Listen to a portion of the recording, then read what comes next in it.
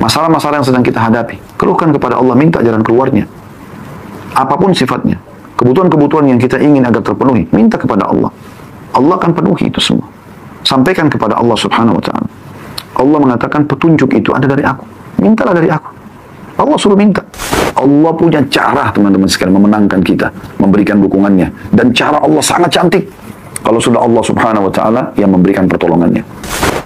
Jadi, orang kalau menyampaikan hajatnya kepada Allah Subhanahu wa Ta'ala, itu dipastikan akan terpenuhi. Mengadukan kesulitan dan hajat yang menimpa kepada Allah. Hal ini, teman-teman sekalian, mendasar sekali dalam masalah akidah seorang mukmin. Bagaimana dia yakin Tuhannya ada, dan ini rukun iman kita yang pertama, lalu kemudian dia menggantungkan semuanya kepada Tuhannya. Apapun dia keluhkan kepada Tuhannya, apapun dia minta kepada Tuhannya, tidak ada yang dia alihkan kepada makhluk. Allah Subhanahu wa Ta'ala mengajak atau menganjurkan Nabi Muhammad SAW menyampaikan hadis, dan diangkat di sini ada dua buah riwayat. Dalam bab ini hanya dua buah riwayat, kita akan bacakan dulu hadisnya, baru kemudian kita akan panjang lebar insya Allah masuk kepada syarah atau penjelasan. Semoga insya Allah bisa menjadi ilmu yang bermanfaat. Baik, hadis pertama dalam bab ini dengan sanad sahih urutan 838 dari Abdullah bin Mas'ud radhiyallahu anhu, dia berkata, Rasulullah sallallahu alaihi wasallam bersabda, "Man nazalat bihi faqatun fa anzalaha bin nasi lam tusadda faqatuh, wa man nazalat bihi faqatun fa anzalaha billah fayushiku Allahu lahu birizqin ajilin aw ajil." Artinya, barang siapa yang ditimpa kesulitan lalu dia mengadukannya kepada manusia, maka kesulitannya tidak akan teratasi. Barang siapa yang ditimpa kesulitan lalu mengadukannya kepada Allah, maka Allah akan segera memberinya rezeki, cepat atau lambat. Hadis ini diriwayatkan oleh Abu Dawud, Tirmidzi, dan juga Al-Hakim menyatakan sahih.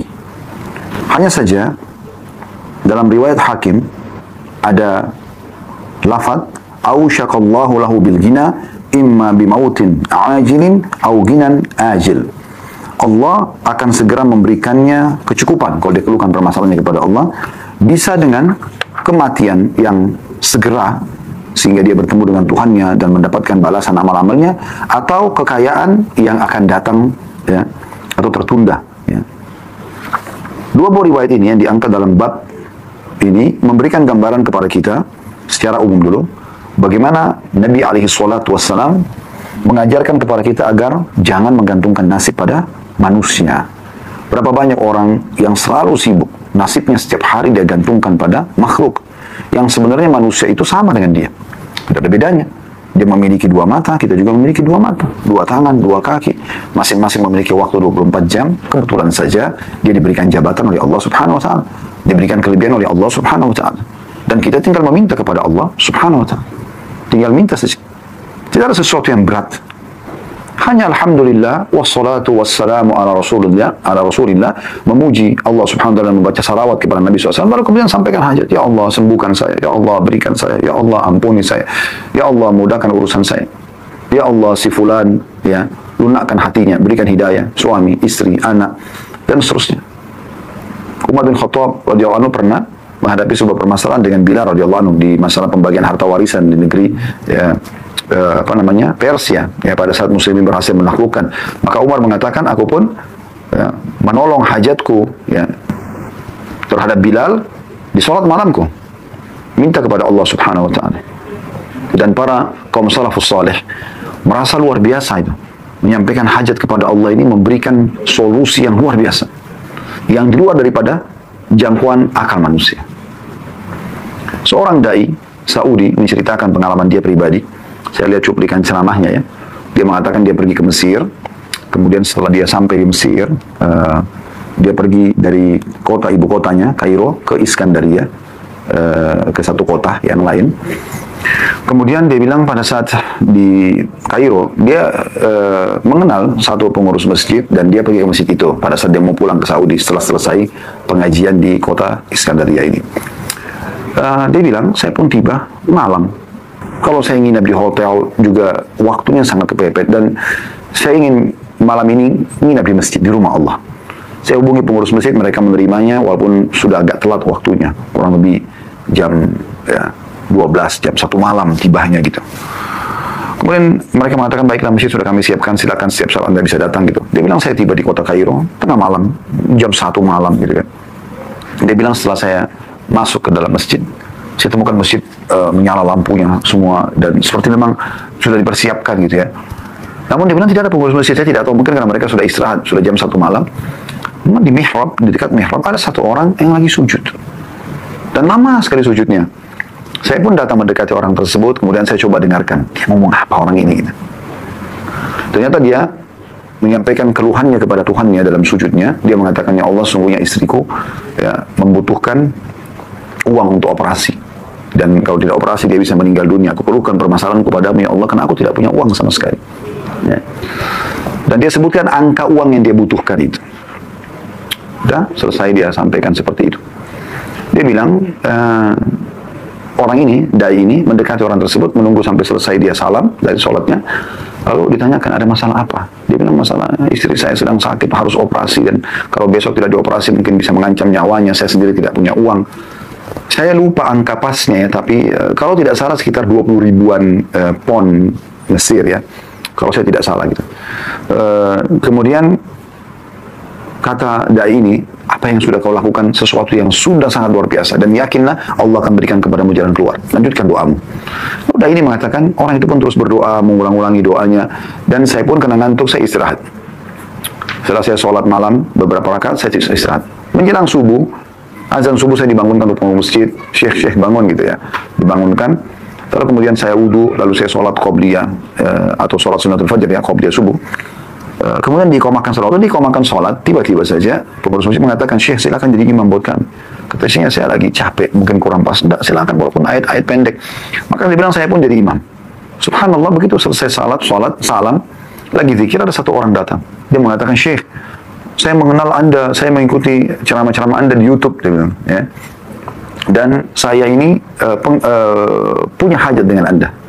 Dia bilang, kata Syekhnya, apa hajatnya? Dia bilang, saya punya zakat harta, zakat mal, yang saya tunda pengeluarannya, karena saya berharap zakat itu bisa terarahkan ke satu orang, yang kira-kira orang ini, gitu kan, terpenuhi hajatnya dengan zakat itu. Walaupun istri saya sudah mengatakan, keluarkan saja, jangan ditahan, gitu kan, ini zakat itu.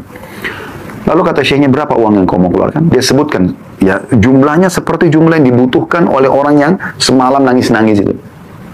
Kata Syekhnya, subhanallah, baik tunggu sebentar. Syekhnya lihat kiri kanan, cari mana orang yang semalam sholat. Ternyata ada di ujung saf pertama. Syekh mengatakan, diberikan isyarat supaya dia datang. Datanglah orang tersebut. Kata Syekhnya, coba ceritakan, apa masalahmu semalam? Dia bilang, istri saya mau operasi, butuh uang sekian-sekian. Gitu. Disebutkan angkanya gitu. Maka orang yang punya zakat ini tiba-tiba meneteskan air mata, menangis. Syekhnya juga menangis. Kenapa? Karena seperti depan mata mereka Allah berikan jawaban kepada orang ini gitu. Kok bisa Syekhnya datang ke situ, kemudian jadi imam, suaranya didengar, tadinya orang yang punya zakat ini, dia tidak mau sholat di masjid itu, dia mau sholat di tempat lain, tapi karena dia dengar suara dan dia kenal, dia datang sholat di masjid itu. Kemudian dia menyebutkan hajatnya punya zakat, lalu kemudian ada orang di situ yang membutuhkannya. Maka langsunglah Syekh ini memberikan saran kepada pemilik uang agar memberikan kepada orang tersebut, dan diberikanlah.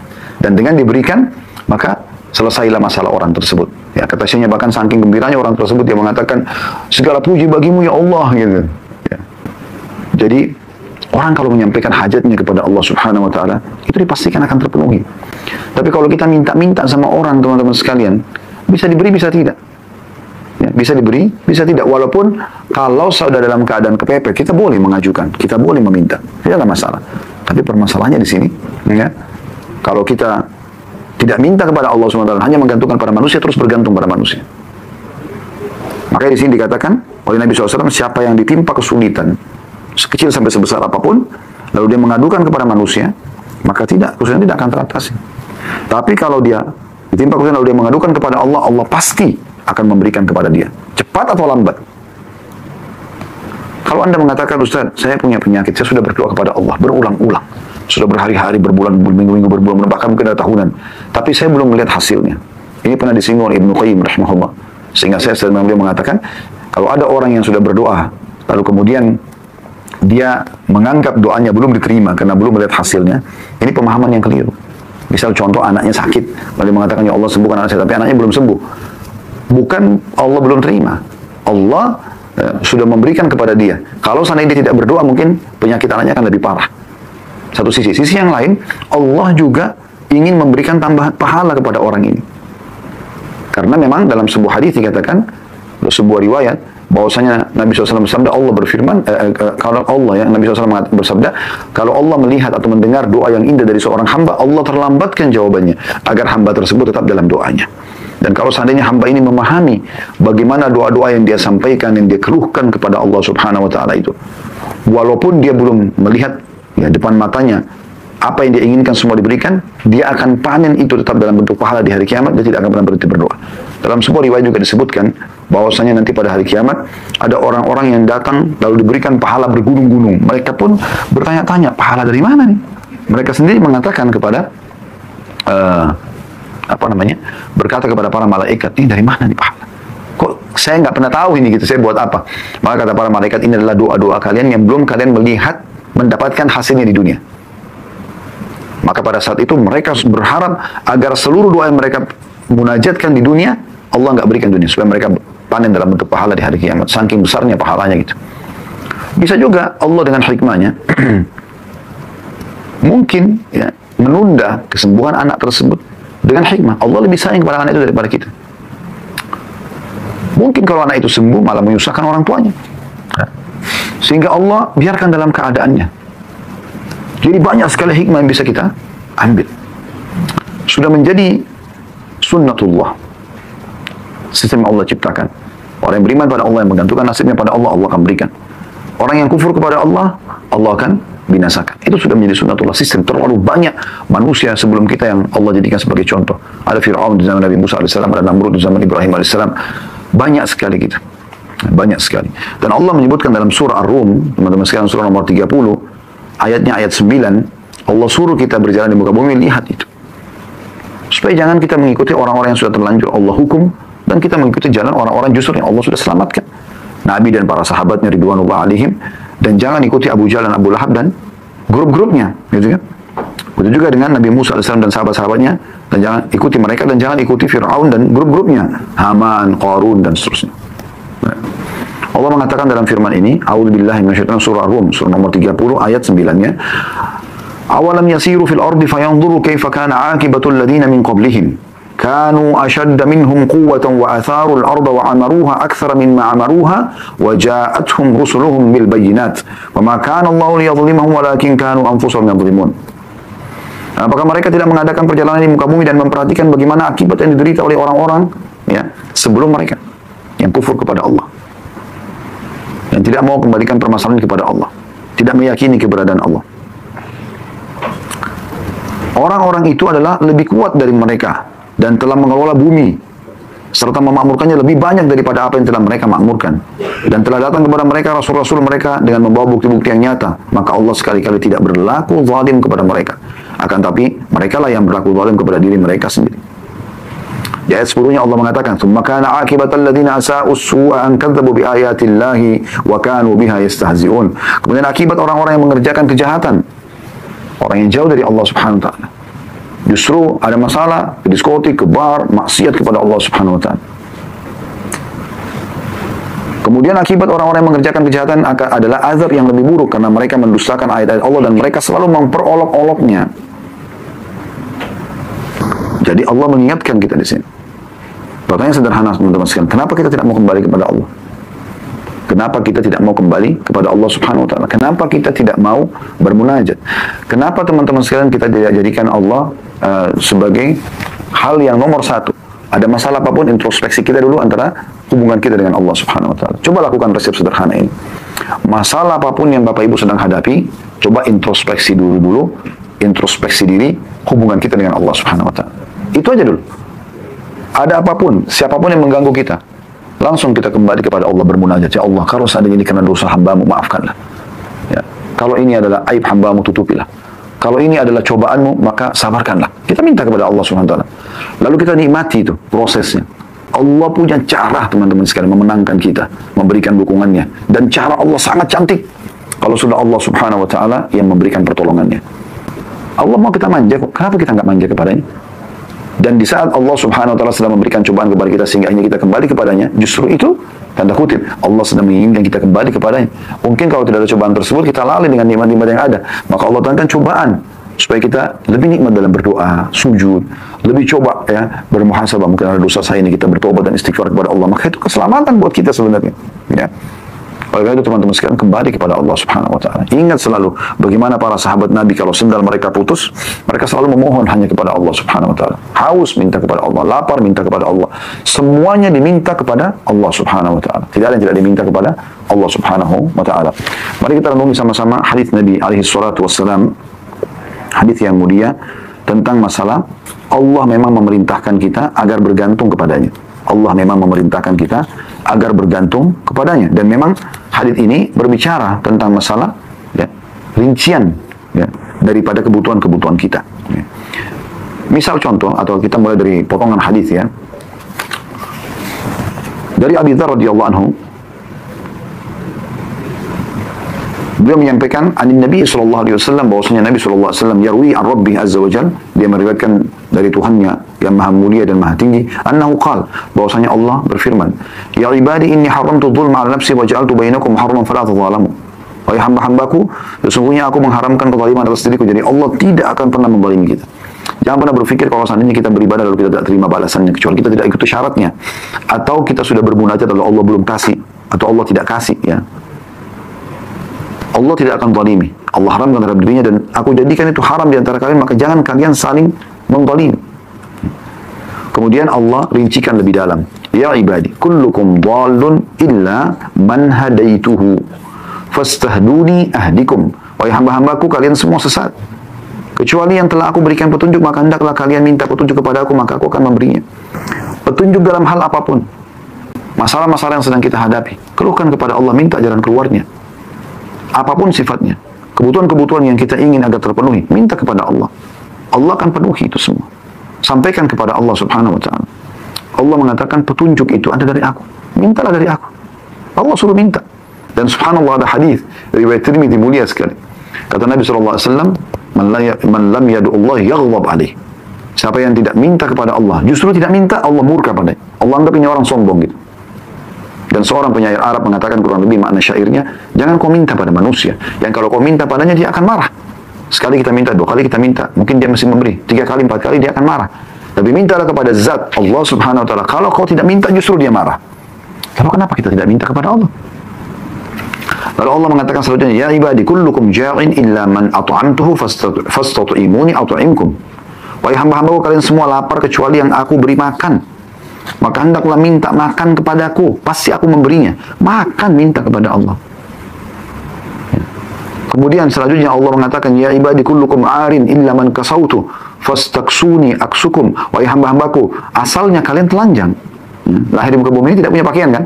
Lalu siapa yang menggerakkan orang tua kita untuk memberikan kita pakaian? Allah Subhanahu wa ta'ala berikan petunjuk kepada mereka, penciptanya gitu. Kalian semua telanjang kecuali yang aku beri pakaian. Maka hendaklah kalian meminta kepada aku pakaian itu, pasti aku beri. Pakaian, minta dari Allah Subhanahu wa ta'ala. Ya ibadi innakum tukhti'una billaili wan nahari wa ana aghfiru dhunuba jami'a fastaghfiruni aghfir lakum. Permasalahan utama dalam kehidupan kita yang banyak menghambat fasilitas yang Allah berikan kepada kita, dosa. Ya. Allah mengatakan, wahai hamba-hambaku, kalian melanggar, membuat dosa, melakukan dosa-dosa di malam dan siang hari. Dan aku mengampuni semua dosa-dosa, maka mohon ampunlah kepada aku akan maafkan kalian. Dengan dimaafkan berarti akan aman. Ya. Orang kalau sudah dimaafkan, maka akan aman dia. Lalu kemudian, karena dosa-dosanya sudah dimaafkan, artinya fasilitas semua Allah janjikan akan kembali gitu ya. Selanjutnya Allah mengatakan, ya ibadi innakum lan tablughu dharri fatadurruni wa lan tablughu naf'i fatanfa'uni. Wahai hamba-hambaku, kalian tidak bisa membinasakanku, tidak bisa menggangguku. Ya, tidak bisa membahayakanku. Dan kalian juga tidak bisa memberikan manfaat kepadaku. Semua yang kalian lakukan itu buat kalian, tidak ada buat saya, kata Allah.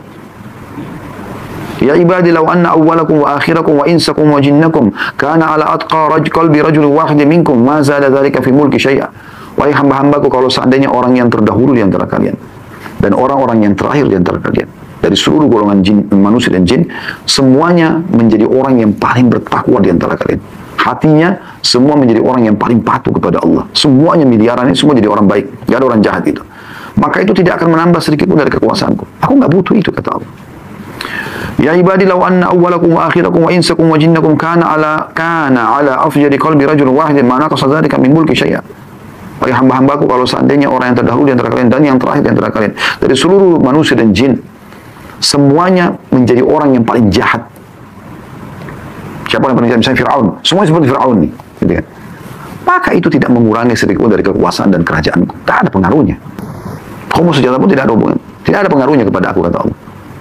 Aku sudah siapin sistem yang batu diberikan balasan, yang jahat akan dihukum. Lalu kemudian Allah juga masih berfirman di hadis qudsi ini, ya ibadi, law anna awwalakum wa akhirakum wa insakum wa jinnakum qamu ala sa'idin wahidin fas'aluni fa'ataitu kulla insanin mas'alata ma naqasa dhalika mimma 'indi illa kama yanqusul mikhyatu idza udkhila al-bahr. Wahai hamba-hambaku, kalau seandainya orang terdahulu di antara kalian dan yang terakhir di antara kalian dari seluruh manusia dan jin, supaya dikumpulkan manusia dari Nabi Adam sampai manusia terakhir, dari jin yang pertama sampai jin yang terakhir, semuanya dikumpulkan miliaran, berada di satu tempat mereka berkumpul, lalu masing-masing menyampaikan hajatnya, lalu aku berikan masing-masing hajatnya, maka itu sama sekali tidak mengurangi dari apa yang ada di sisiku, kecuali hanya seperti jarum yang dimasukkan ke lautan. Anda lihat kalau jarum dimasukkan ke lautan, ya, dia tidak akan, kalau diangkat tidak akan ada air yang melekat kecuali sedikit sekali, itu pun langsung kering dengan udara gitu kan. Nah, tidak mengurangi apa-apa. Allah Maha Kaya, lalu kenapa tidak minta kepada zat yang Maha Kaya ini? Selanjutnya, ya ibadi innama hiya a'malukum uhsiha lakum uwaffiyakum iyyaha. Faman wajada khairan falyahmadillah wa man wajada ghaira dzalika fala yalumanna illa nafsah. Wahai hamba-hambaku, semua amal-amal yang kalian lakukan, aku catatkan buat kalian, aku balaskan, kembalikan kepada kalian. Ya. Maka siapa yang mendapatkan dia berhasil mengerjakan amal-amal baik, maka dia bersyukur kepada Allah. Dan siapa yang mendapatkan selain daripada itu, maka dia jangan menyalahkan kecuali diri mereka sendiri. Diri mereka sendiri. Wasiat yang sangat menarik dari Nabi SAW kepada sepupu beliau Abdullah bin Abbas radhiyallahu anhuma, beliau mengatakan, ya gulam, inni u'allimuka kalimat. Wahai anak kecil, aku ajarkan kepadamu beberapa kalimat. Renungi, hafal, fahami baik-baik. Ihfadillah yahfaduk. Jaga selalu hubunganmu sama Allah. Dia akan jaga, ya, dirimu. Yang halal kau nikmati, yang diperintahkan kerjakan, yang dilarang jauhi. Ihfadillah tajidhu tujahak. Kalau jaga hubunganmu sama Allah, dia akan jaga, ya. Dia akan selalu ada di hadapanmu. Idza sa'alta fas'alillah. Kalau kau minta apapun, hanya minta kepada Allah. Wa idza sta'anta fasta'in billah. Kalau kau minta tolong untuk memecahkan permasalahanmu, memenuhi hajatmu, hanya minta tolong kepada Allah. Wa'alam anna al-ummata idza ijtama'at ala an yanfa'uka bi syai'in lam yanfa'uka illa bi syai'in qad katabahu Allah lak. Ketahuilah kalau satu komunitas berkumpul, ya, umat manusia berkumpul, semuanya pun untuk memberikan manfaat kepadamu, tidak akan pernah sampai kepada manfaat kecuali yang sudah Allah takdirkan kepadamu atau untukmu. Jadi bukan karena mereka, tapi karena Allah takdirkan. Wa in ijtama'u, dan kalau seandainya mereka berkumpul ala an yadurruka bi syai'in, untuk menyusahkanmu, menimpahkan mara bahaya kepadamu, lam yadurruka illa bi syai'in qad katabahu Allahu 'alaik. Tidak akan pernah bisa membahayakanmu kecuali yang sudah Allah catatkan untukmu. Rufi'atil aqlam wa jaffatis suhuf. Telah diangkat pena-pena mencatat takdir dan telah kering, ya, lembaran-lembaran takdir Lauhul Mahfuz. Oleh itu teman-teman, sampai ke hajat kita kepada Allah Subhanahu wa taala. Kalau kesah kepada Allah ini manfaatnya besar sekali. Ya. Dan pasti akan ada solusi sebagaimana dijelaskan di dalam hadits ini. Bahkan dikatakan di hadits ini, Allah pasti akan memberikan kepadanya rezeki, ya, cepat atau lambat. Dan rezeki ini dua sekali, tidak harus duit, ya, tidak harus uang, tapi bisa saja kebutuhan-kebutuhan.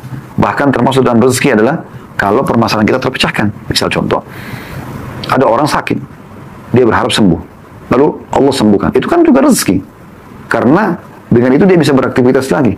Itu rezeki Allah SWT. Rezeki bukan cuma selamanya uang ataupun makanan, minuman dan pakaian, tempat tinggal dan kendaraan, tapi banyak sekali rezeki Allah Subhanahu wa taala. Karena apapun yang bisa membuat roda kehidupan kita berjalan, terpenuhi kebutuhan kita, atau kita selesai dari atau keluar dari sebuah kemelut permasalahan, maka itu adalah rezeki dari Allah Subhanahu wa taala.